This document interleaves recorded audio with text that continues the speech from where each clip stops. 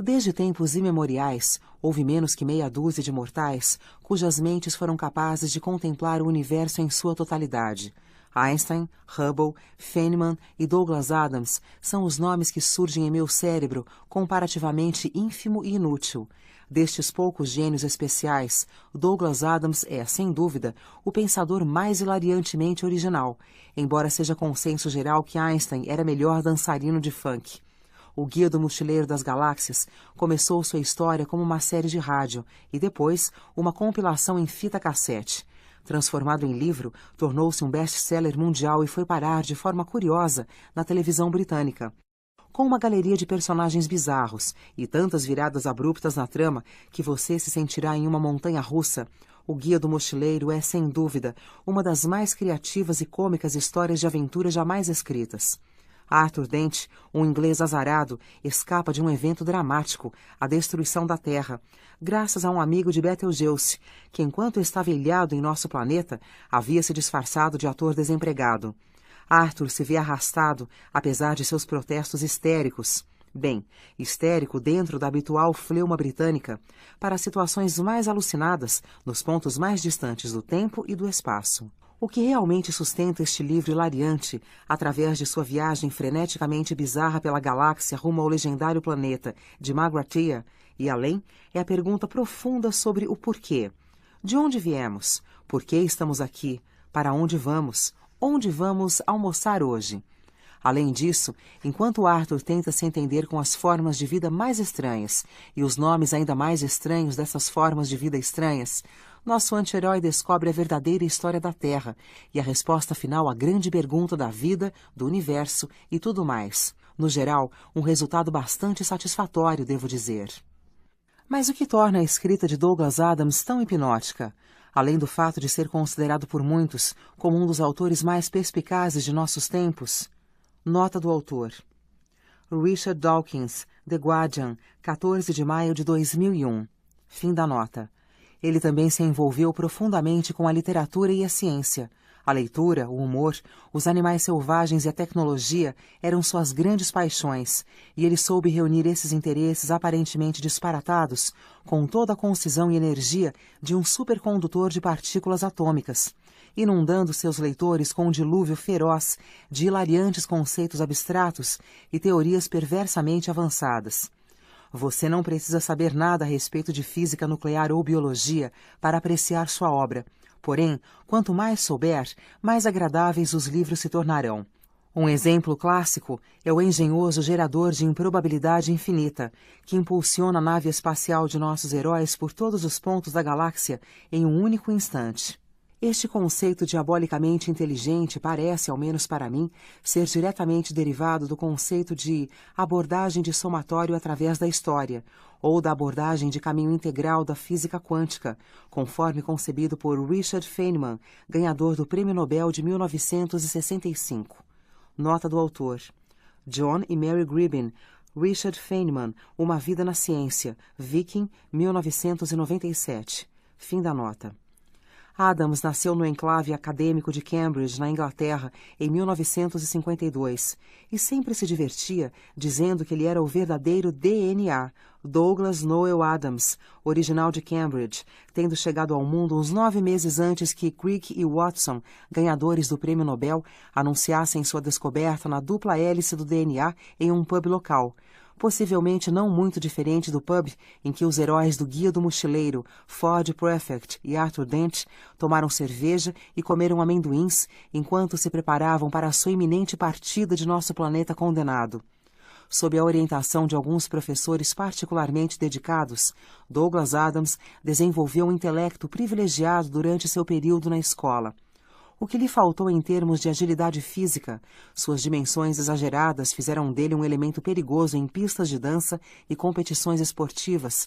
Ele compensou amplamente com seus neurônios ágeis, impressionando seus mestres e colegas com pensamentos originais, introspecções profundas e um humor avassalador.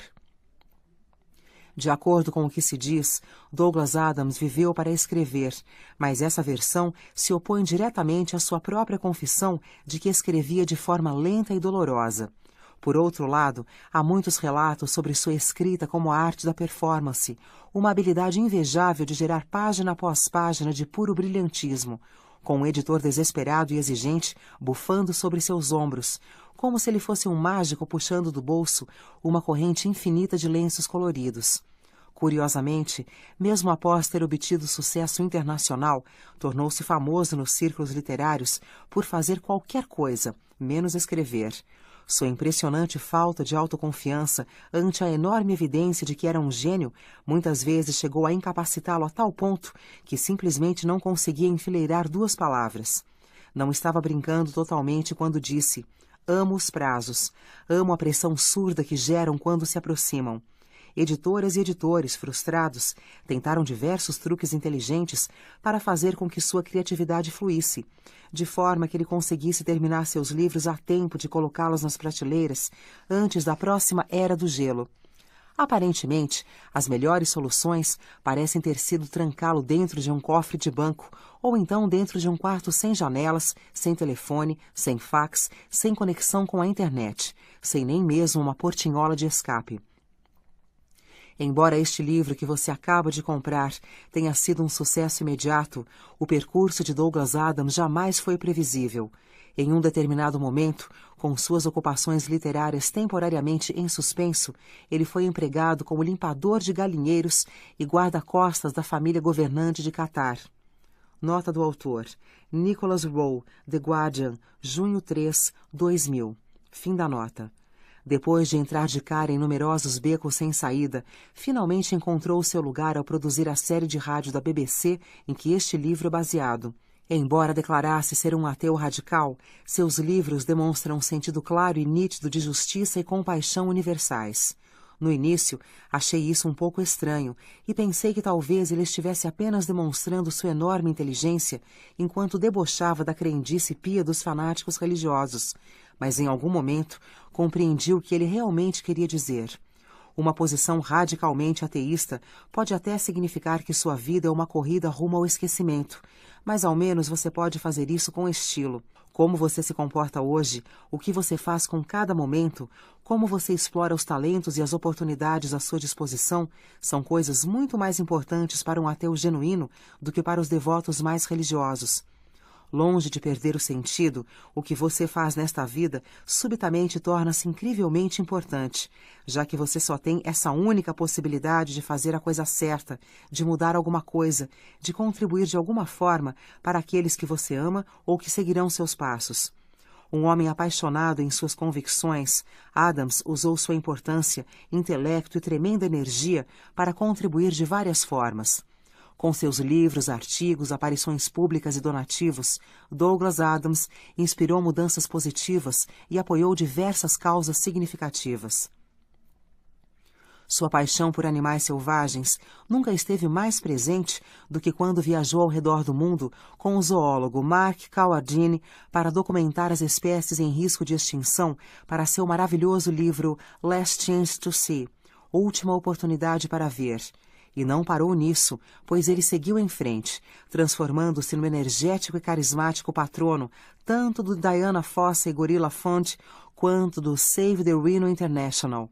Entre suas muitas ações para apoiar este último, houve a famosa vez em que escalou Kilimanjaro, fantasiado de rinoceronte, para ajudar a divulgar sua causa. Aparentemente, não houve um assunto sequer sobre o qual não tenha se interessado. Sua crítica social afiada é recoberta pelo mais fino humor, tornando-se por vezes áspera e adoravelmente ofensiva, de uma forma que muitas vezes parece a nós, australianos, ser essencialmente a nossa própria. A educação, ou a falta dela, frequentemente emergia em meio a seu descontentamento de várias formas. Tricia Macmillan, com quem você irá se encontrar em breve, é provavelmente a mais espantosa celebração da subclasse intelectual oprimida que já encontrei na ficção contemporânea. Ele também se preocupava muito em transmitir a ideia de que os recursos naturais eram finitos e estão acabando, com avisos ecológicos ocultos em quase tudo que escreveu.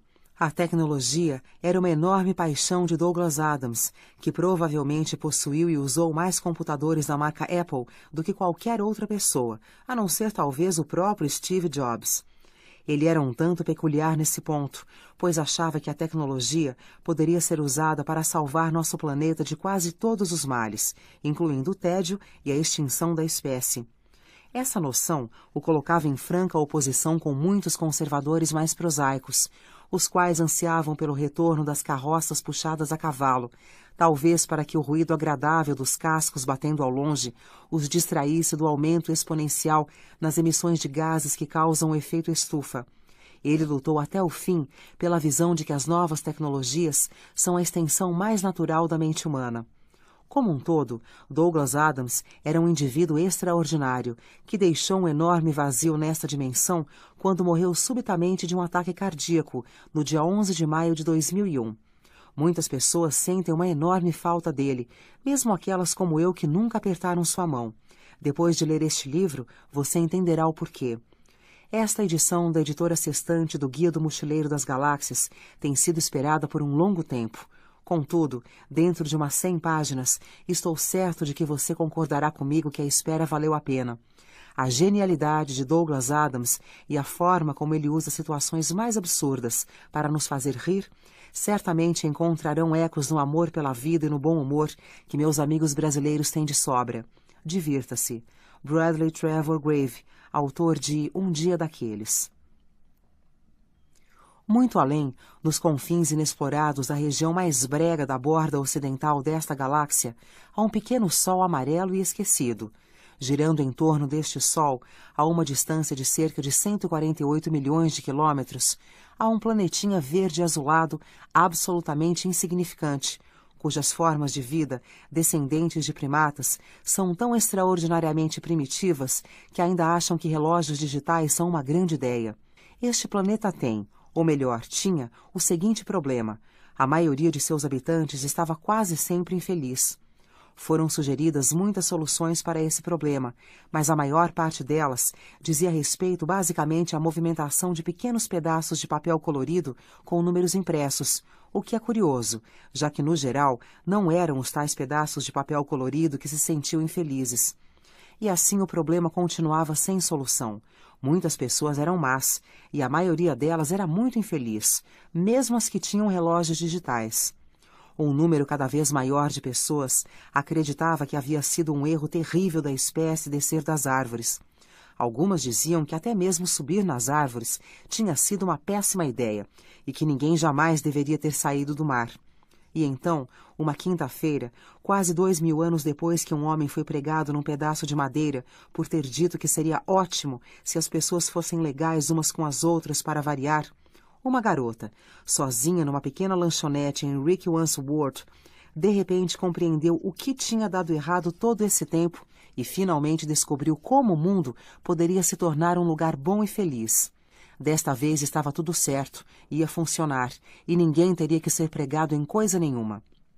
Infelizmente, porém, antes que ela pudesse telefonar para alguém e contar sua descoberta, aconteceu uma catástrofe terrível e idiota, e a ideia perdeu-se para todo sempre. Esta não é a história dessa garota. É a história daquela catástrofe terrível e idiota e de algumas de suas consequências. É também a história de um livro, chamado O Guia do Mochileiro das Galáxias. Um livro que não é da Terra, jamais foi publicado na Terra, e até o dia em que ocorreu a terrível catástrofe, nenhum terráqueo jamais o tinha visto ou sequer ouvido falar dele. Apesar disso, é um livro realmente extraordinário. Na verdade, foi provavelmente o mais extraordinário dos livros publicados pelas grandes editoras de Ursa Menor, editoras das quais nenhum terráqueo jamais ouvira falar também. O livro é não apenas uma obra extraordinária, como também um tremendo best-seller, mais popular que a Enciclopédia Celestial do Lar, mais vendido que mais 53 coisas para se fazer em gravidade zero, e mais polêmico que a colossal trilogia filosófica de Olon Colupid, Onde Deus Errou, mais alguns grandes erros de Deus, e Quem é esse tal de Deus, afinal?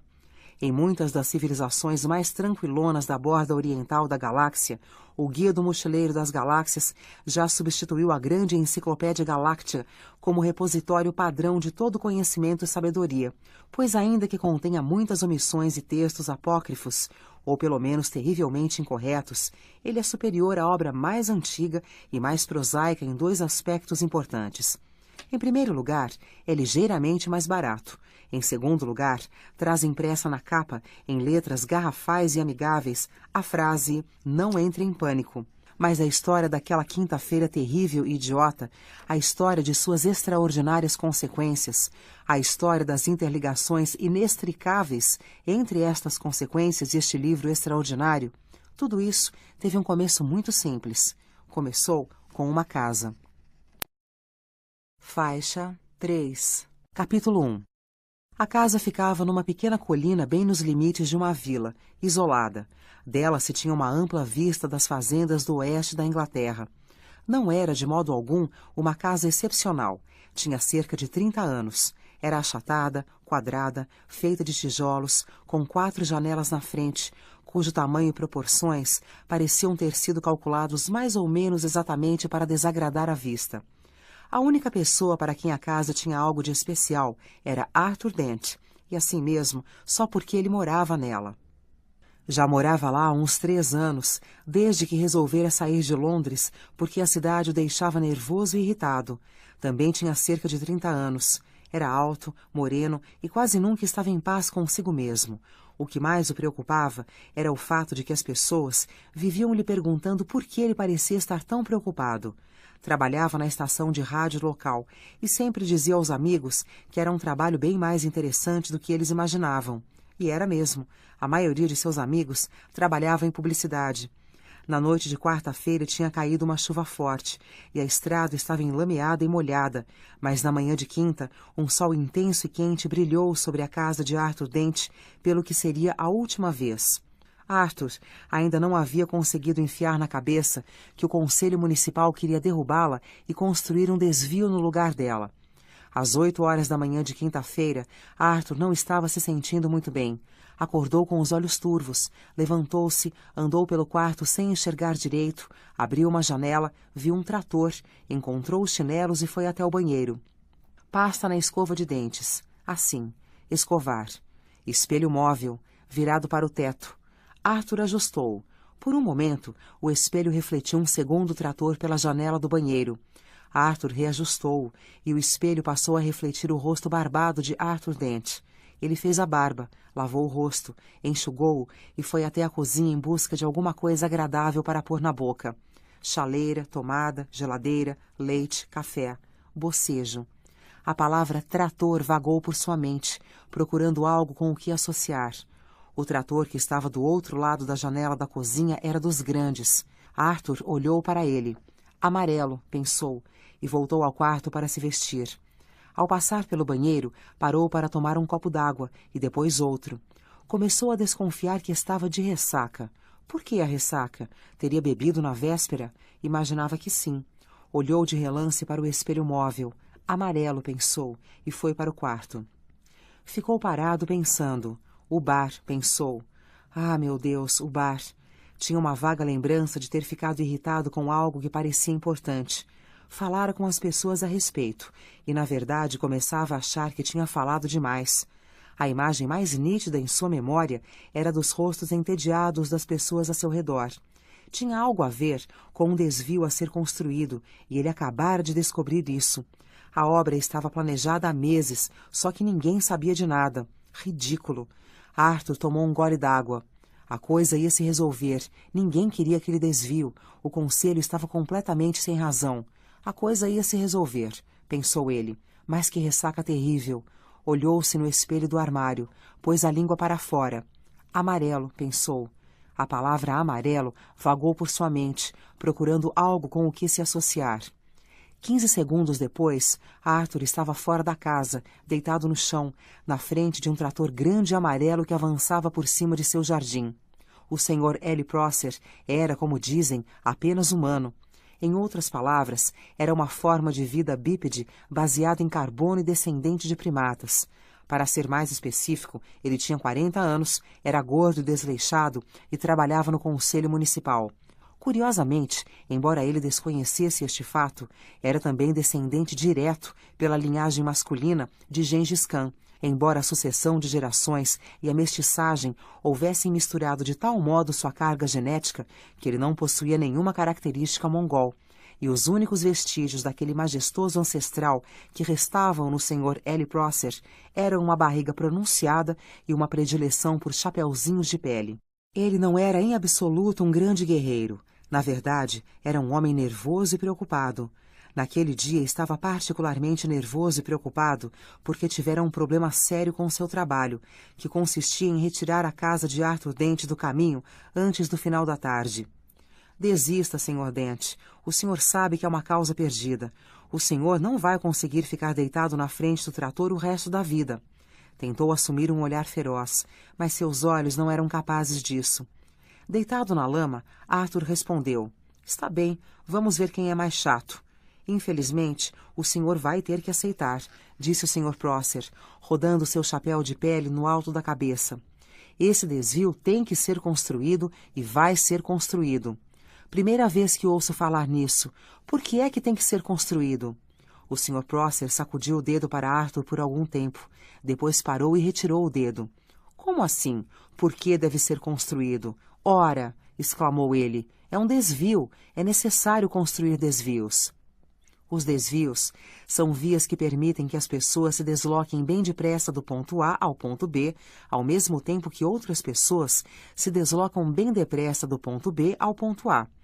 As pessoas que moram no ponto C, que fica entre os dois outros, muitas vezes ficam imaginando o que tem de tão interessante no ponto A para que tanta gente do ponto B queira muito ir para lá, e o que tem de tão interessante no ponto B para que tanta gente do ponto A queira muito ir para lá.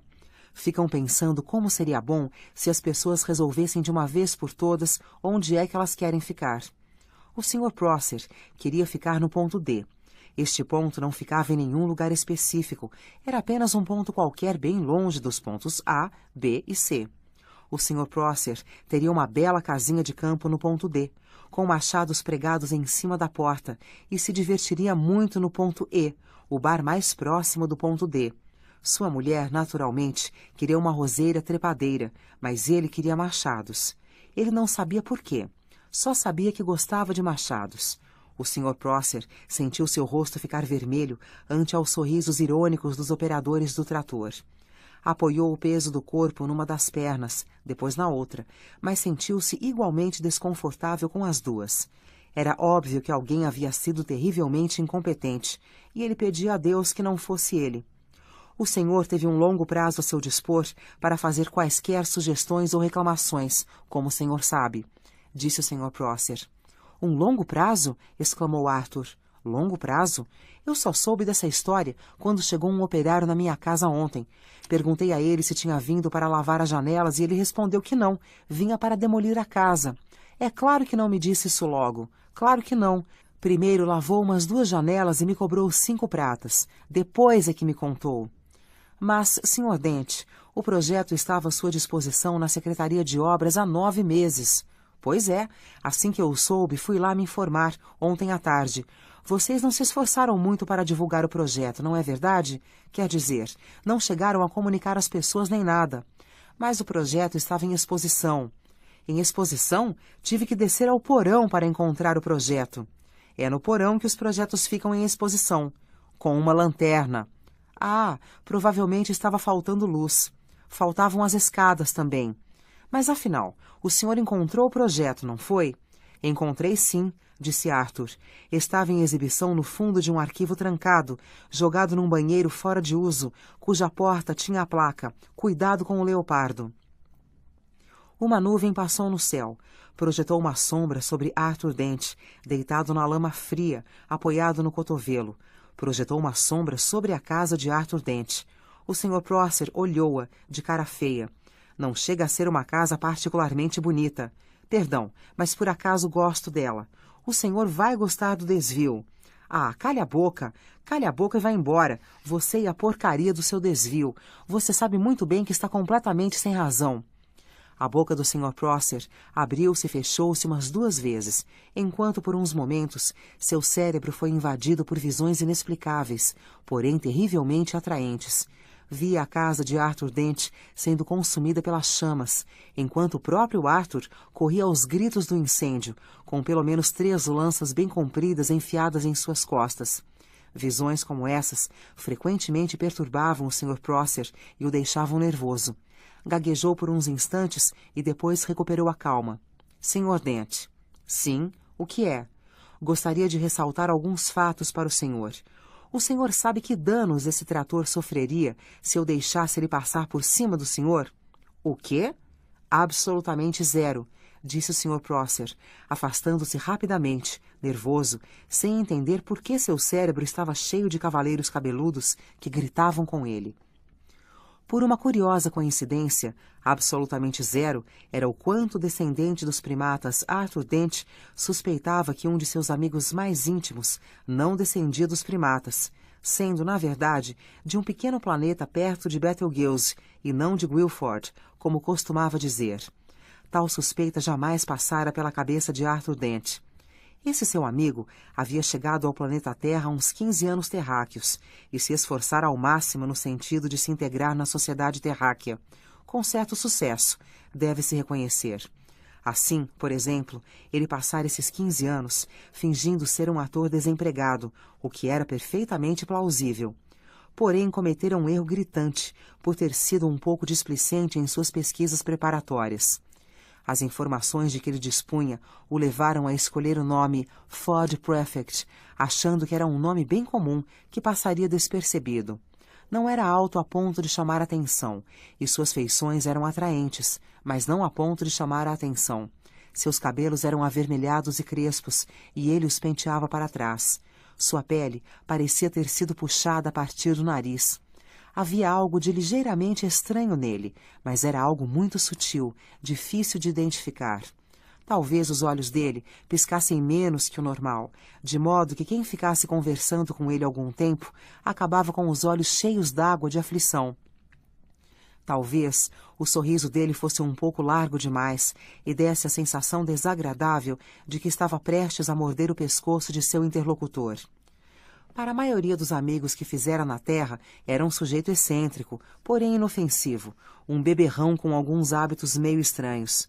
Por exemplo, ele costumava entrar de penetra em festas na universidade, tomar um porre colossal e depois começava a gozar qualquer astrofísico que encontrasse, até que o expulsassem da festa.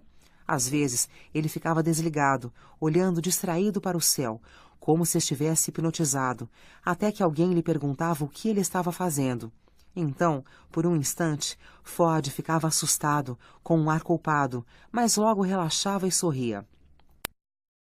Faixa 4. Ah, estou só procurando discos voadores, brincava. E todo mundo ria e lhe perguntava que tipo de discos voadores ele estava procurando. Dos verdes, ele respondia com um sorriso irônico, depois ria às gargalhadas por alguns instantes, e daí corria até o bar mais próximo e pagava uma enorme rodada de bebidas. Essas noites normalmente terminavam mal. Ford tomava uísque até ficar totalmente bêbado, se encolhia num canto com uma garota qualquer e dizia a ela, com voz pastosa, que na verdade a cor dos discos voadores não tinha muita importância. Depois, cambaleando meio torto pelas ruas de madrugada, com frequência perguntava aos policiais que passavam como se ia para Betelgeuse. Os policiais normalmente diziam algo assim: "O senhor não acha que é hora de ir para casa?" "É o que eu estou tentando fazer, meu chapa. Estou tentando." Era o que Ford sempre respondia nessas ocasiões. Na verdade, o que ele realmente procurava quando ficava olhando para o céu era qualquer tipo de discos voadores. Ele falava em discos voadores verdes, porque o verde era a cor tradicional do uniforme dos astronautas mercantes de Betelgeuse. Ford Prefect já havia perdido as esperanças de que aparecesse um disco voador, porque 15 anos é muito tempo para ficar preso em qualquer lugar, principalmente num lugar tão absurdamente chato quanto a Terra. Ford queria que chegasse logo um disco voador, porque sabia fazer sinal para discos voadores descerem e porque queria pegar carona num deles. Ele sabia ver as maravilhas do universo por menos de $30 altairianos por dia. Na verdade, Ford Prefect era pesquisador de campo desse fabuloso livro chamado O Guia do Mochileiro das Galáxias. Os seres humanos se adaptam a tudo com muita facilidade. Assim, quando chegou a hora do almoço, nos arredores da casa de Arthur já havia se estabelecido uma rotina. O papel de Arthur era o de ficar se espojando na lama, pedindo de vez em quando que chamassem seu advogado, sua mãe ou lhe trouxessem um bom livro. O Sr. Prosser ficou com o papel de tentar novas táticas de persuasão com Arthur de vez em quando, usando o papo do para o bem de todos, o da marcha inevitável do progresso, o de sabe que uma vez derrubaram minha casa também, mas continuei com minha vida normalmente, bem como diversos outros tipos de propostas e ameaças. O papel dos operadores dos tratores, por sua vez, era o de ficar sentado, tomando café e examinando a legislação trabalhista para ver se havia um jeito de ganhar um extra com aquela situação. A Terra seguia lentamente em sua órbita cotidiana. O sol estava começando a secar a lama em que Arthur estava deitado. Uma sombra passou por ele novamente. — Oi, Arthur, disse a sombra. Arthur olhou para cima com uma careta, por causa do sol, e surpreendeu-se ao ver Ford Prefect em pé a seu lado. — Ford, tudo bem com você? — Tudo bem, disse Ford. — Escute, você está ocupado? — Se estou ocupado? Exclamou Arthur. — Bem, tenho apenas que ficar deitado na frente desses tratores todos, senão eles derrubam minha casa. Mas, afora isso, bem, nada de especial. Por quê? Em Betelgeuse não existe sarcasmo, por isso Ford muitas vezes não o percebia, a menos que estivesse prestando muita atenção. — Ótimo, disse ele. Onde a gente pode conversar? — O quê? Exclamou Arthur Dent. Por alguns segundos, Ford pareceu ignorá-lo e ficou olhando fixamente para o céu, como um coelho que está querendo ser atropelado por um carro. Então, de repente, acocorou-se ao lado de Arthur. — Precisamos conversar, disse num tom de urgência. — Tudo bem, disse Arthur. Pode falar. — E beber. Temos que conversar e beber. É uma questão de vida ou morte. Agora, vamos ao bar lá na vila. Olhou para o céu de novo, nervoso, como se esperasse algo. — Escute, será que você não entende? Gritou Arthur, apontando para Prosser. Esse homem quer demolir a minha casa. Ford olhou para o homem, confuso. — Ele pode fazer isso sem você, não é? Mas eu não quero que ele faça isso. — Ah, escute, o que é que você tem, Ford? — Nada, nada demais. Escute, eu tenho que lhe dizer a coisa mais importante que você já ouviu. Tenho que lhe dizer isso agora e tem que ser lá no bar Horse and Groom. Mas por quê? Porque você precisa beber algo bem forte. Ford olhou para Arthur e este constatou atônito que estava começando a se deixar convencer. Não percebeu, é claro, que foi por causa de um velho jogo de botequim que Ford aprendera nos portos hiperespaciais que serviam às regiões de mineração de madranita no sistema estelar de Beta de Orion. O jogo era vagamente parecido com a queda de braço dos terráqueos e funcionava assim. Os dois adversários sentavam-se a uma mesa, um de cara para o outro, cada um com um copo à sua frente. Entre os dois colocava-se uma garrafa de aguardente Janks, imortalizada naquela velha canção dos mineiros de Orion. Ah, não me dê mais essa aguardente Janks. Não, não me dê mais um gole de aguardente Janks. Senão minha cabeça vai partir, minha língua vai mentir, meus olhos vão ferver e sou capaz de morrer. Vai, me dá um golinho de aguardente Janks. Então, cada lutador tentava concentrar sua força de vontade sobre a garrafa para incliná-la e verter aguardente no copo do adversário, que então era obrigado a bebê-la. Então enchia-se a garrafa de novo, começava uma nova rodada e assim por diante. Quem começava perdendo normalmente acabava perdendo, porque um dos efeitos da aguardente Janks é deprimir o poder telepsíquico. Assim que se consumia uma quantidade previamente estabelecida, o perdedor era obrigado a pagar uma prenda, que costumava ser obscenamente biológica. Ford Prefect normalmente jogava para perder. Ford olhou para Arthur, que estava começando a pensar que talvez quisesse mesmo ir até o Horse and Groom. — Mas e a minha casa? — perguntou em tom de queixa. Ford olhou para o Sr. Prosser e de repente lhe ocorreu uma ideia maliciosa. — Ele quer demolir a sua casa? — É, ele quer construir. E não pode porque você está deitado na frente do trator dele? — É, e... — Aposto que podemos chegar a um acordo, disse Ford. — Com licença, gritou ele para o Sr. Prosser. O Sr. Prosser, que estava discutindo com o porta-voz dos operadores dos tratores se a presença de Arthur Dent constituía ou não um fator de insalubridade mental no local de trabalho e quanto eles deveriam receber neste caso, olhou em volta. Ficou surpreso e ligeiramente alarmado quando viu que Arthur estava acompanhado. — Sim, que foi? — perguntou. — O Sr. Dent já voltou ao normal? — Será que podemos supor, para fins de discussão, perguntou Ford, que ainda não? — E daí? Suspirou o Sr. Prosser. — E podemos também supor, prosseguiu Ford, que ele vai ficar aí o dia inteiro? E então? Então todos os seus ajudantes vão ficar parados aí sem fazer nada o dia todo? Talvez, talvez. Bem, se o senhor já se resignou a não fazer nada, o senhor, na verdade, não precisa que ele fique deitado aqui o tempo todo, não é? O quê? O senhor, na verdade, repetiu Ford, paciente, não precisa que ele fique aqui. O Sr. Prosser pensou um pouco. Bem, não exatamente. Precisar, não preciso, não, disse Prosser, preocupado, por achar que ele, ou Ford, estava dizendo um absurdo. Então o senhor podia perfeitamente fazer de conta que ele ainda está aqui, enquanto eu e ele damos um pulinho no bar só por meia hora. O que o senhor acha? O Sr. Prosser achava aquilo perfeitamente insano. Acho perfeitamente razoável, disse, com um tom de voz tranquilizador, sem saber quem ele estava tentando tranquilizar. E, se depois o senhor quiser dar uma escapulida para tomar um chope, disse Ford, a gente retribui o favor. Muito obrigado, disse o Sr. Prosser, que não sabia mais como conduzir a situação. Muito obrigado, é muita bondade sua. Franziu o senho, depois sorriu, depois tentou fazer as duas coisas ao mesmo tempo, não conseguiu, agarrou seu chapéu de pele e rodou-o no alto da cabeça nervosamente. Só podia achar que havia ganhado a parada. Então, prosseguiu Ford Prefect, se o senhor tiver a bondade de vir até aqui se deitar... O quê? Exclamou o Sr. Prosser. Ah, desculpe, disse Ford. Acho que não soube me exprimir muito bem. Alguém tem que ficar deitado na frente dos tratores, não é? Senão eles vão demolir a casa do Sr. Dent. O quê? Repetiu o Sr. Prosser. É muito simples, disse Ford. Meu cliente, o Sr. Dent, declara que está disposto a não mais ficar deitado aqui na lama com uma única condição, que o senhor o substitua em seu posto.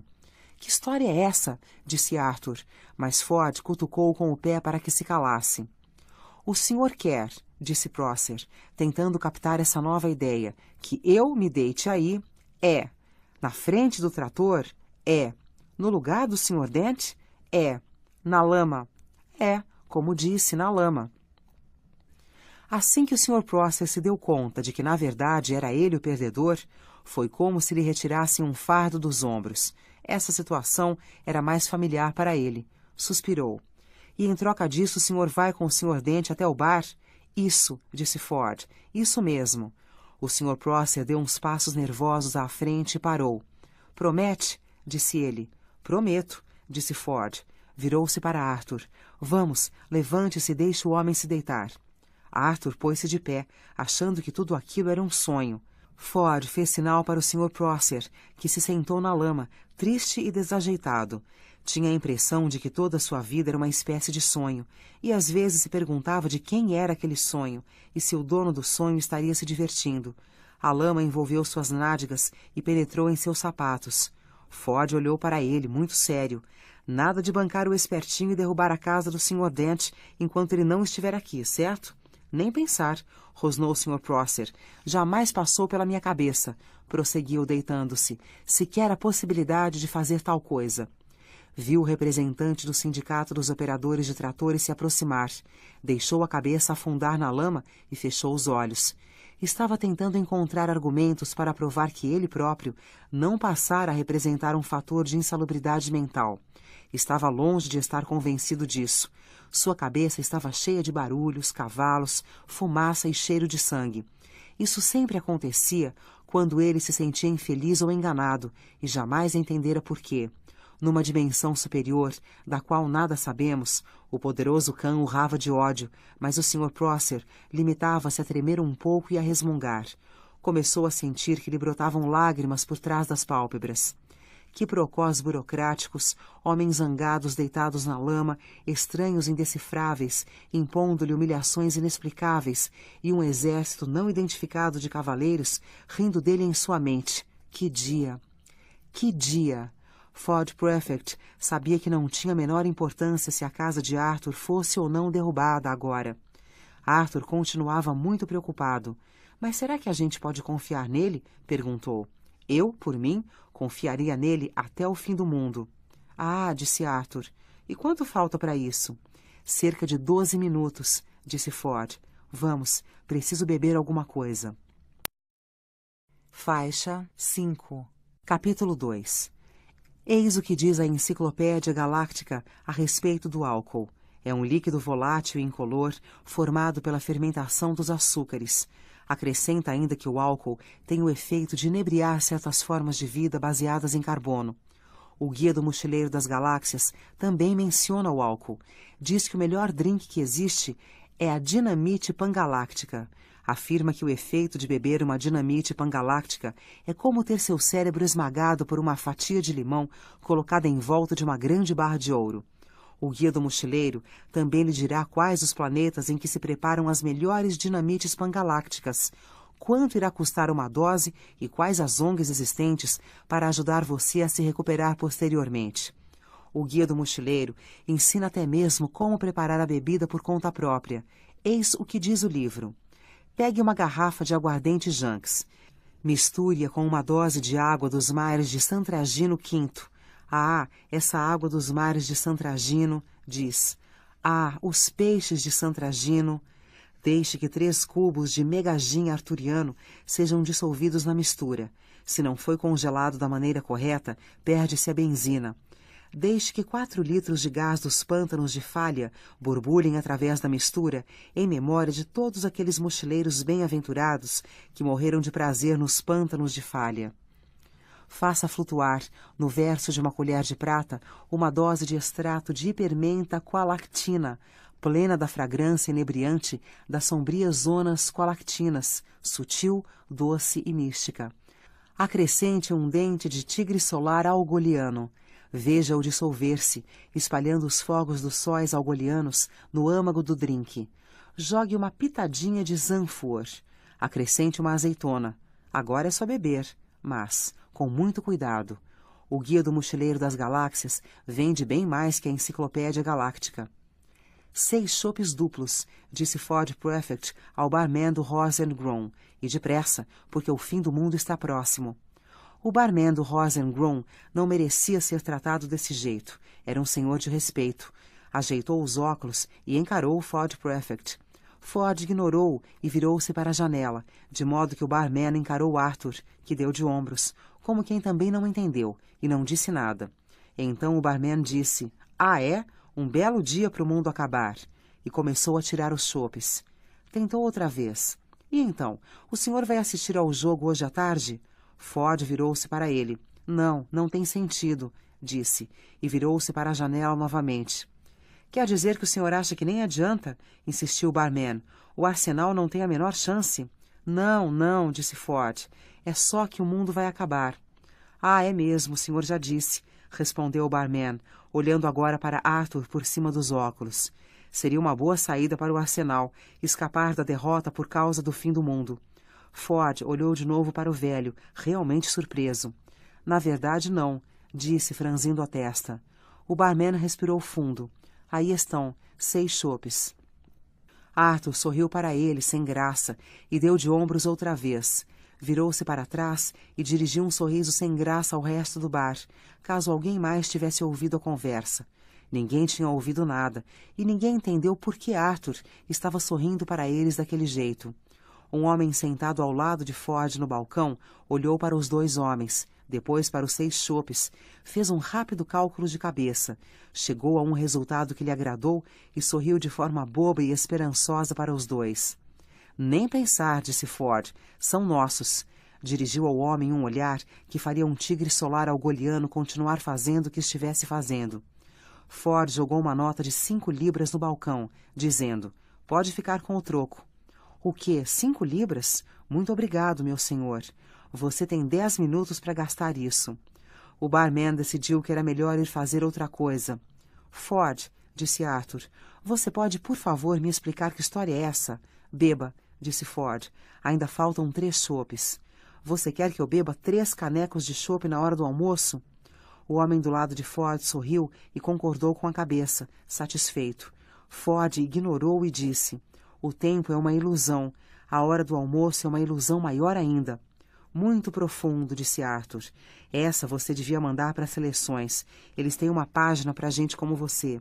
Beba. Por que 3 canecos de chope de repente? É um relaxante muscular. Você vai precisar. Relaxante muscular? Relaxante muscular. Arthur olhou para dentro do caneco. Será que eu fiz alguma coisa de errado hoje? Disse ele. Ou será que o mundo sempre foi assim, só que eu estava encucado demais para perceber? Está bem, disse Ford. Vou tentar explicar. Há quanto tempo a gente se conhece? Há quanto tempo? Arthur pensou um pouco. Deixe ver. Uns 5 anos, talvez 6. A maior parte desse tempo pareceu fazer algum sentido na época. Está bem, disse Ford. Qual seria a sua reação se eu lhe dissesse que não sou de Guilford, e sim de um pequeno planeta perto de Betelgeuse? Arthur deu de ombros com indiferença. Sei lá, disse bebendo um gole. Por quê? Você acha que é capaz de dizer uma coisa dessas? Ford desistiu. Realmente, não valia a pena se preocupar com aquilo naquele momento, com o fim do mundo tão próximo e tudo mais. Limitou-se a dizer, beba, e acrescentou, como quem dá uma informação como outra qualquer. O fim do mundo está próximo. Arthur sorriu sem graça para o resto do bar outra vez. O resto do bar fez cara feia para ele. Um homem lhe fez sinal para que parasse de sorrir para eles e cuidasse de sua própria vida. Hoje deve ser quinta-feira, pensou Arthur, debruçando-se sobre o chope. Nunca consegui entender qual é a das quintas-feiras. Faixa 6. Capítulo 3. Nessa quinta-feira em particular, alguma coisa deslocava-se silenciosamente através da ionosfera, muitos quilômetros acima da superfície do planeta. Aliás, algumas coisas, dezenas de coisas achatadas, grandes e amarelas, cada uma do tamanho de um quarteirão de prédios, silenciosas como pássaros. Voavam serenas, banhando-se nos raios eletromagnéticos emitidos pela estrela-sol, sem pressa, agrupando-se, preparando-se. O planeta lá embaixo ignorava sua presença quase completamente, o que era justamente o que elas queriam. Aquelas coisas amarelas passaram por Gone Hill despercebidas. Sobrevoavam um cabo canaveral sem que os radares acusassem nada. Homer e Jodrell Bank ignoraram sua passagem. Uma pena, já que era exatamente esse tipo de coisa que estavam procurando há muitos anos.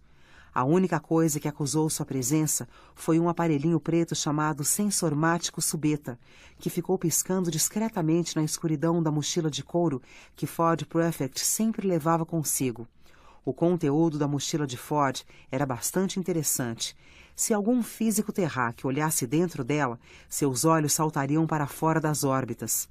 Era para esconder essas coisas que Ford sempre jogava por cima de tudo, na mochila, 1 ou 2 roteiros amassados de peças de teatro, dizendo que estava estudando um papel para uma peça.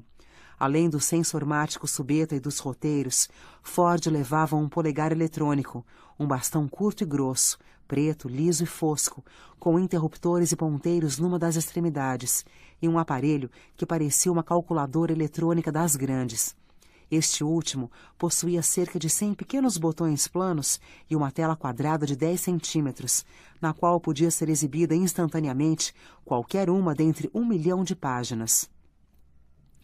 Parecia um aparelho absurdamente complicado, e esse era um dos motivos pelos quais a capa plástica do dispositivo trazia a frase "Não entre em pânico" em letras grandes e amigáveis. O outro motivo era o fato de que este aparelho era, na verdade, o mais extraordinário livro jamais publicado pelas grandes editoras da Ursa Menor, o Guia do Mochileiro das Galáxias. O livro era publicado sob a forma de um microcomponente eletrônico submeson porque, se fosse impresso de forma convencional, um mochileiro interestelar iria precisar de diversos prédios desconfortavelmente grandes para acomodar sua biblioteca.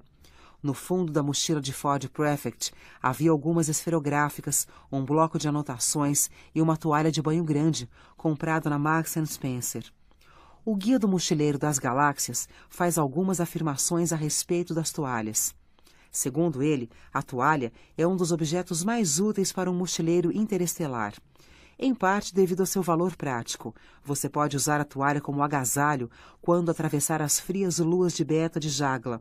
Pode deitar-se sobre ela nas reluzentes praias de areia marmórea de San Tragino V, respirando os inebriantes vapores marítimos. Você pode dormir debaixo dela, sob as estrelas que brilham avermelhadas, no mundo desértico de Cacrafon. Pode usá-la como vela para descer numa mini-jangada as águas lentas e pesadas do rio Moth. Pode umedecê-la e utilizá-la para lutar em um combate corpo a corpo. Enrolá-la em torno da cabeça para proteger-se de emanações tóxicas ou para evitar o olhar da terrível besta voraz de Traal, um animal estonteantemente burro que acha que se você não pode vê-lo, ele também não pode ver você. Estúpido feito uma anta, mas muito, muito voraz. Você pode agitar a toalha em situações de emergência para pedir socorro e, naturalmente, pode usá-la para enxugar-se com ela se ainda estiver razoavelmente limpa. Porém, o mais importante é o imenso valor psicológico da toalha. Por algum motivo, quando um estrito, isto é, um não mochileiro, descobre que um mochileiro tem uma toalha, ele automaticamente conclui que ele tem também escova de dentes, esponja, sabonete, lata de biscoitos, garrafinha de aguardente, bússola, mapa, barbante, repelente, capa de chuva, traje espacial, etc., etc. Além disso, o estrito terá prazer em emprestar ao mochileiro qualquer um desses objetos, ou muitos outros, que o mochileiro por acaso tenha acidentalmente perdido. O que o estrito vai pensar é que se um sujeito é capaz de rodar por toda a galáxia, acampar, pedir carona, lutar contra terríveis obstáculos, dar a volta por cima e ainda assim saber onde está a sua toalha, esse sujeito claramente merece respeito. Daí a expressão que entrou na gíria dos mochileiros, exemplificada na seguinte frase: "Vem cá, você sancha esse cara do pau, o Ford Prefect? Tá aí um mingo que sabe onde guarda a toalha." Sancha, conhecer, estar ciente de, encontrar, ter relações sexuais com. Do pau, cara muito incrível. Mingo, cara realmente muito incrível. Bem enroladinho na toalha, dentro da mochila de Ford Prefect, o sensor mático subeta começou a piscar mais depressa. Quilômetros acima da superfície do planeta, as enormes algumas coisas amarelas começaram a se espalhar. No observatório de Jodrell-Bank, alguém resolveu que era hora de tomar um chá. "Você tem uma toalha aí?" Ford perguntou a Arthur de repente. Arthur, lutando com o seu terceiro caneco de chope, olhou ao redor. "Uma toalha? Bem, não. Por quê? Era para eu ter?" Arthur havia desistido de sentir-se surpreso. Pelo visto, não adiantava nada. Ford estalou a língua, irritado. "Beba", insistiu. Naquele momento, o ruído surdo de alguma coisa se espatifando, vindo da rua, misturou-se ao murmúrio de vozes dentro do bar, à música da jukebox e aos soluços do homem ao lado de Ford, para quem ele acabara pagando um uísque. Arthur engasgou-se com a cerveja e pôs-se de pé num salto. "O que foi isso?" gritou. "Não se preocupe", disse Ford. "Eles ainda não começaram." "Ainda bem", disse Arthur, relaxando. "Deve ser só a sua casa sendo demolida", disse Ford, virando seu último chope. "O quê?" berrou Arthur. De repente, quebrou-se o encantamento que Ford lançara sobre ele. Arthur olhou ao redor, desesperado, e correu até a janela. "Meu Deus, é isso mesmo! Estão derrubando minha casa! Que diabo eu estou fazendo aqui neste bar, Ford?" "A essa altura do campeonato, não tem muita importância", disse Ford. "Deixe que eles se divirtam." "Isso lá é diversão?" gritou Arthur. "Diversão." Ele olhou de novo pela janela.